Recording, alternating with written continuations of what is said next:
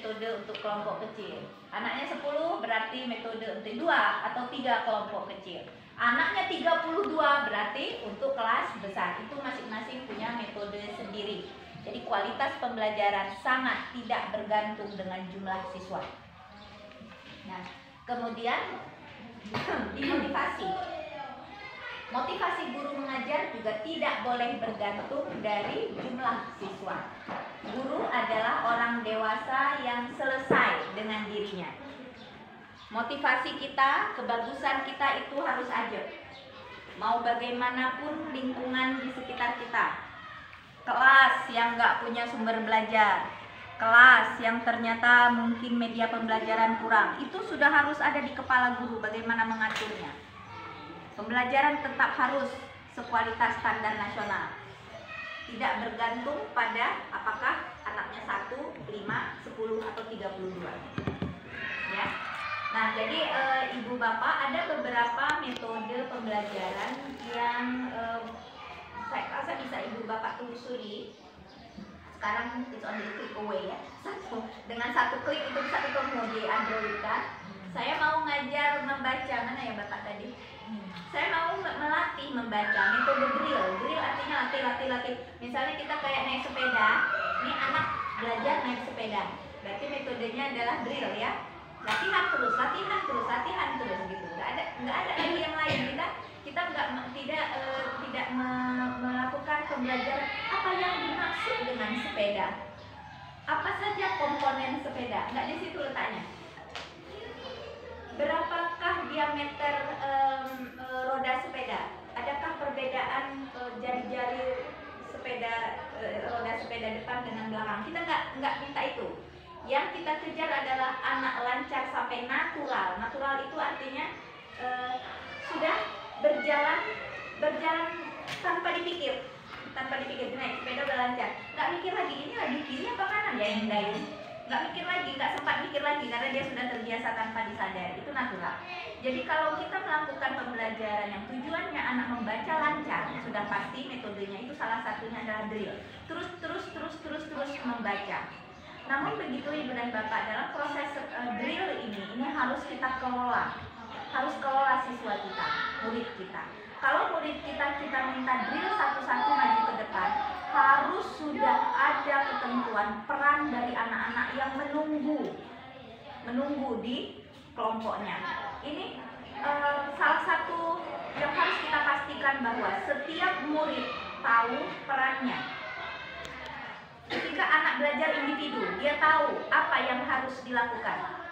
Ketika dia masuk ke dalam kelompok, dia tahu apa yang harus dilakukan. Ketika kita sedang membimbing 1-2 anak, maka anak yang lain yang menunggu itu harus tahu apa yang sedang dia lakukan.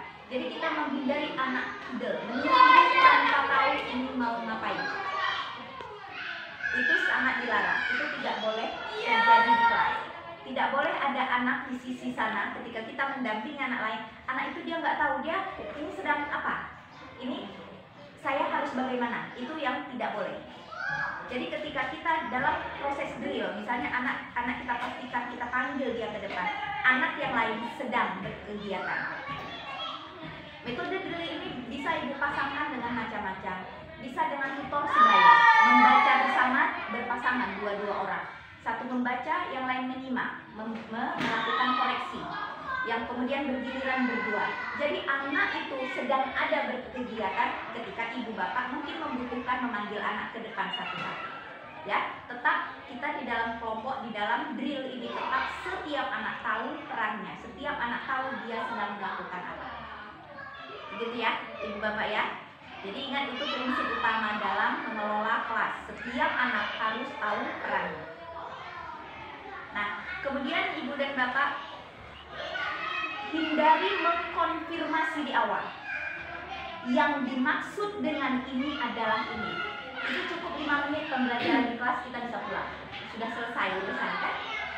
Sudah ketemu kan? Kenapa harus belajar lagi? Yang dimaksud dengan ekosistem adalah,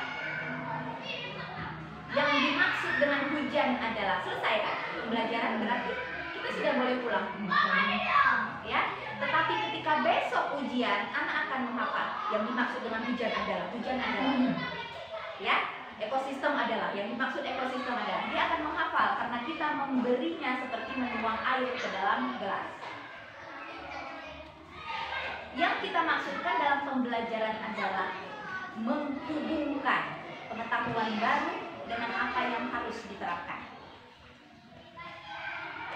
Untuk bisa ketemu itu, maka resepnya adalah anak kita harus menemukan sendiri apa itu hujan, apa itu ekosistem. Sehingga kita sebagai guru, kepuasan kita sebagai guru adalah di akhir pembelajaran ketika anak kita bilang, oh itu ekosistem, oh itu hujan, oh itu daur air namanya. Ya, itu adalah kebahagiaan hakiki seorang guru ya, ketika anak menemukan sendiri.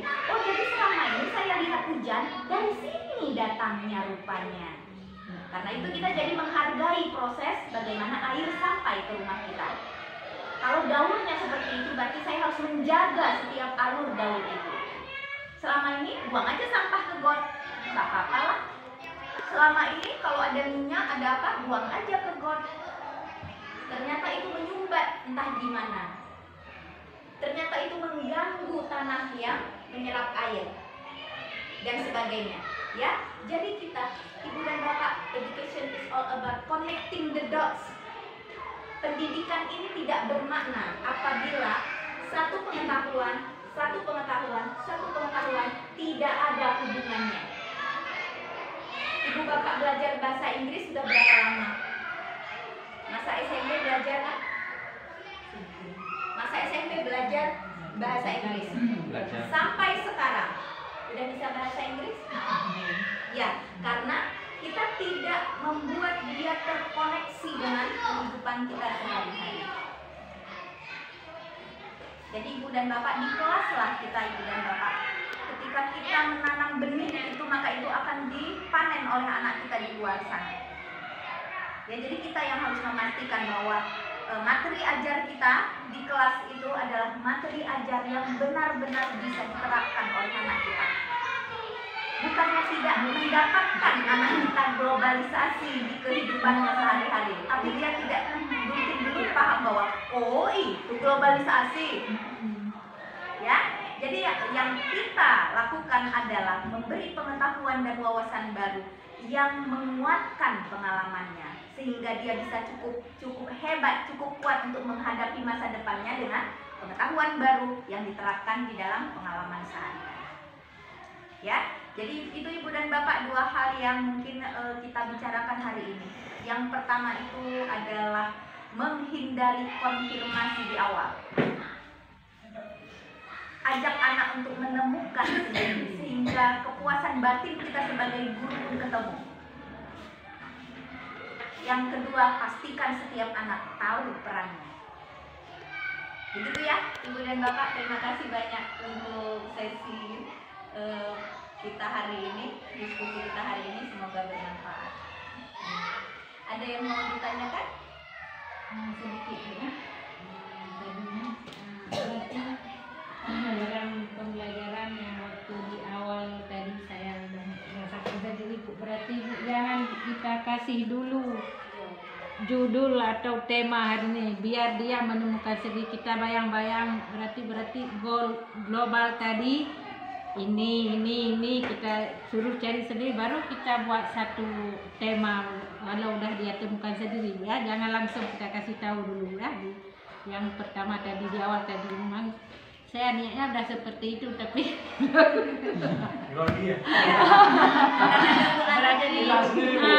ini ya menemukan sendiri ya nak. Jangan bisa kasih tahu langsung apa anak-anak tema kita hari ini. Berarti kita ini rangkum dulu, kita beri kata-kata apa ini, kita tunjukkan bola-bola dunia dulu ya. Iya, baru ya. Tentu Ibu Bapak sudah lihat di urutan RPP ada apersepsi. Ya. Ya, ada apersepsi. Kita nanya, mungkin bisa ditanya, tadi siapa, Fahri ya? Ya. Fahri dari rumah ke sekolah butuh berapa lama? Naik apa? Apa yang dilihat?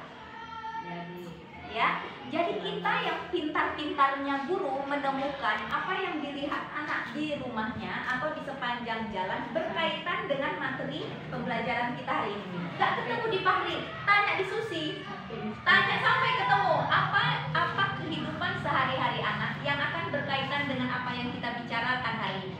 Walaupun kecil, maka itu memang butuh kreativitas guru untuk menemukan apa sih kaitannya pengalaman anak itu dengan materi saya hari ini. Ya, kemudian Bu Bapak setelah persepsi silakan memberikan tujuan pembelajaran. Itu akan menguatkan namanya self regulated, ya, self regulasi, ya, self regulated ini itu ada satu metode. Jadi kekuatan anak, kemampuan anak untuk dia tahu ini arahnya kemana.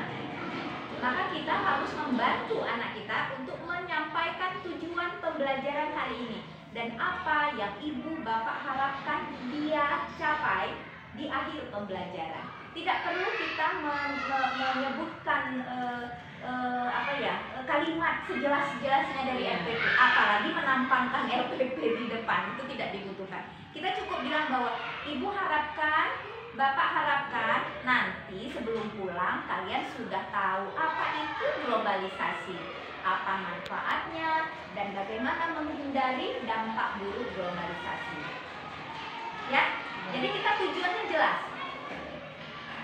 Ibu bapak bisa mengajukan beberapa pertanyaan semacam pretest. Boleh, 1, 2, 3 pertanyaan. Nanti anak gak bisa jawab, ya gak apa-apa, memang belum belajar. Tapi dia di kepalanya dia sudah tahu apa sih menuju kemana sih pembelajaran ini. Nanti di akhir pembelajaran bisa ditanya ulang, bisa direfleksi ulang. Tadi di awal kita niatnya kan mau tahu apa itu globalisasi dan bagaimana dampak baik dan dampak buruk globalisasi. Baru kita tanya siapa yang mau menyampaikan. Ya, jadi anak tahu tadi ada tujuannya. Di akhir anak bisa mengevaluasi dirinya sendiri apakah dia sudah mencapai tujuan yang tadi di set di awal. Ya. Namun kita menghindari yang dimaksud dengan globalisasi adalah contoh-contoh globalisasi adalah, itu cukup 15 menit kita bisa pulang. Ya, karena kita sudah menyampaikan di awal.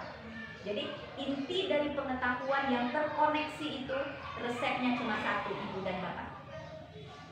Ya itu tadi ya, connecting the dots, menghubungkan satu pengalaman, satu pengetahuan baru dengan apa yang dibutuhkan anak. Ketika ibu dan bapak belajar bahasa Inggris bertahun-tahun, tidak menghubungkannya dengan kehidupan sehari-hari dan tidak menghubungkannya dengan kebutuhan, maka dia selesai. Dia hanya sekedar pengalaman belajar tentang bahasa Inggris. Maka kita menghindari belajar tentang globalisasi, belajar tentang daur air, belajar tentang ekosistem. Namun pengetahuan itu tidak bermakna untuk kebagusan bagaimana kita menerapkannya dalam kehidupan sehari-hari. Itu ya Bu, ada lagi? Bu, pada akhir pembelajaran keilmuan dalam menarik sebuah kesimpulan, berarti tadi kita sudah menjelaskan begini. Dalam menarik suatu kesimpulan itu apa, langsung kita siswa, Bu. Jangan kita kasih menarik kesimpulan untuk dari siswa dulu kita gini. Jadi kesimpulan kita hari ini telah kita pelajari apa siswa itu. Kita siswa gitu. Yang terbaik tentunya siswa. Iya, siswa tadi bukan kesimpulan. Iya. Yang terbaik tetap siswa yang kan. Kalau masih ada miskonsepsi di sana, ya salah konsep kita luruskan sedikit, tapi biasanya itu nggak banyak lagi kan di akhir. Kalau perlu ibu dan bapak, itu ada beberapa anak yang menyimpulkan. Kalau ada beberapa di dalam tema kita hari ini, subtema di PB kita hari ini ada beberapa konsep, maka kita tanya konsep, prosedur, metakognitif itu beberapa dari anak, itu tidak masalah. Kalaupun itu masih kurang sekali Bu, berat sekali, kita ini memang 4 kali pertemuan, indikator ini berat. Ya oke, berarti siswa bersama guru. Ya, Kemudian Bu, berat sekali Bu, kali ini memang banyaknya saya ya, berarti mungkin ada beberapa mungkin metode media yang mungkin kurang efektif pada hari itu. Terpaksalah Bu, saya yang menguatkan. Oke lah Pak itu ya, semiskin-miskinnya iman ya. Jadi yang kita sangat hindari adalah tidak ada kesimpulan. Ya. Baik. Saya kira sudah cukup bisa ini ya. Nanti kita akan intinya ini Ibu jangan tebak ya, semakin terus coba. Misalnya ada hal baru, oh saya mau melatih anak ini membaca cepat ya, membaca, memahami dan sebagainya. Tinggal klik di Google apa saja metode, apa langkah-langkah yang bisa saya coba. Coba saja, nanti akan ketemu sendiri. Ibu akan menemukan sendiri yang cocok di kelas kita yang mana. Saya melihat anak-anak kita luar biasa. Ya, ini tinggal dipancing aja sebenarnya. Ya, anak-anak sekarang ini tinggal dipancing. Yang terpenting adalah mereka yang bekerja. Pembelajaran berpusat pada mereka. Kita melakukan pembelajaran tidak harus riuh. Bukan artinya guru banyak ngomong maka pembelajaran terjadi. Ya, pembelajaran yang diam, anak sedang membaca di dalam kelompok, kelas itu kok diam sekali. Apa itu nggak belajar? Ya, jadi itu indikator, itu kriteria yang tidak lagi kita gunakan ya. Yang artinya maksudnya kalau kelas riuh baru artinya belajar. Kalau kelas diam artinya nggak belajar. Ya itu bukan itu landasan berpikirnya. Nah, jadi Ibu dan Bapak, kemudian ketika kita membuat LK bukan LE. LK itu lembar kerja, LKS ya, lembar kerja siswa, bukan LE, lembar evaluasi. Jadi kita di dalam LK urutkan, giring anak dengan instruksi atau dengan butir tanya yang akhirnya dia menemukan sendiri. Ibarat resep. Ya, jadi kalau mau buat LK, ingat saja resep. Cara membuat brownies. Browniesnya kan ujungnya dapat ya. Jadi kita tidak bilang di situ yang dimaksud dengan brownies adalah. Ya, jadi kalau mau LK, pikir saja resep. Itu isi dari secara mendasar itu isinya LK. Beda dengan LE. Jadi kita menghindari ada pertanyaan seperti mungkin apa yang dimaksud dengan ya di dalam LK ya, apa yang kamu ketahui tentang, nah itu kita hindari ada di LK. LK itu adalah urutannya seperti membuat sesuatu prosedural sampai anak menemukan konsep itu, menemukan prosedur itu, menemukan metakognitif itu. Ya, begitu ya Ibu dan Bapak. Terima kasih banyak untuk diskusi hari ini.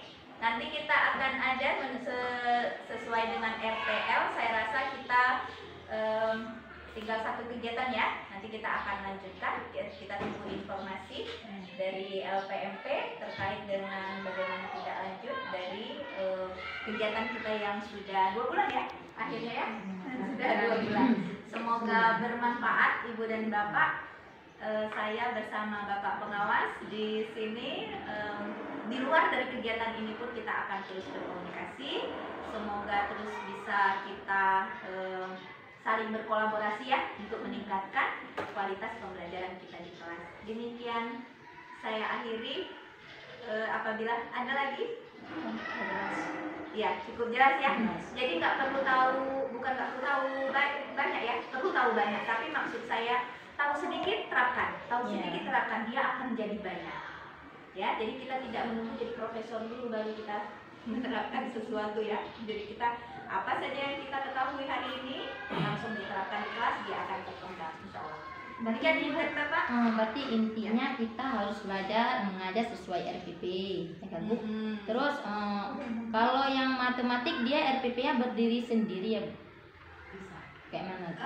Untuk tingkat SD? Iya, di sini Ibu masih masukkan ke tematik atau bagaimana? Nggak ada sih Bu, enggak termasuk Mas ya? Bisa ya. Ya, silakan Ibu. Kelas 1, 2, 3 itu ada yang tematik, kelas 4, 5, 6 itu sudah dipisah menjadi mata pelajaran tersendiri. Ya silakan. Tapi walaupun dipisah, tetap harus terhubung dengan kehidupan sehari-hari dan terhubung dengan mata pelajaran lainnya. Ya, tidak boleh berdiri sendiri hanya hafalin rumus. Kemudian selesaikan soal. Nah, itu yang kita hindari. Ingat tadi connecting the dots, ya, menghubungkan titik-titik. Kalau hanya sekedar baca rumus, hafal rumus, jawab soal, jangan-jangan itu tidak terhubung dengan kasus-kasus lain di dunia nyata maupun di mata pelajaran lain. Ya, Saling berkaitan ya. betul. Demikian Ibu dan Bapak, apabila tidak ada lagi yang mau disampaikan, semoga nanti kita masih bisa berlanjut di grup kita. Tidak perlu bubar dulu, saya rasa. Apa mau dibubarkan? Ya, kita nanti silakan Ibu Bapak berkomunikasi, kita kirim gambar ataupun video dari kelas, nanti kita bisa mengobrolkan kembali apa-apa yang sudah diterapkan. Demikian, billahi taufiq wal hidayah. Assalamualaikum warahmatullahi wabarakatuh. Waalaikumsalam warahmatullahi wabarakatuh.